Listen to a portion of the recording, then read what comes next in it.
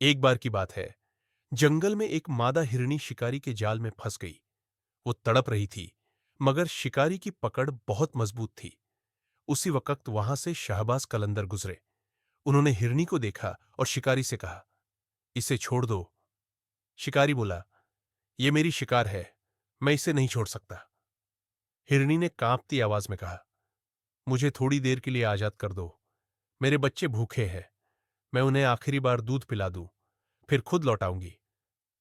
شکاری ہنستے ہوئے بولا، اگر یہ گئی تو کبھی واپس نہیں آئے گی۔ شہباز قلندر نے کہا، میں اس کی ضمانت دیتا ہوں، اگر یہ نہ آئی تو مجھے پکڑ لینا۔ شکاری نے کچھ پل سوچا، پھر ہرنی کو چھوڑ دیا۔ ہرنی دوڑی، اپنے بچوں کے پاس پہنچی، انہیں دودھ پلایا اور پھر اسی راستے لوٹ آئی۔ اس کی آنکھوں میں آنسو تھے، مگر حوصلہ تھا۔ وہ شکاری کے سامنے کھڑی ہو کر بولی، اب تم مجھے مار سکتے ہو۔ یہ دیکھ شکاری کا دل پگھل گیا۔ اس نے گہری سانس لی اور کہا، نہیں، میں اتنا بے حرم نہیں بن سکتا، جاؤ، تم آزاد ہو۔ ہرنی نے شکریہ ادا کیا اور خوشی خوشی جنگل کی طرف دوڑ گئی۔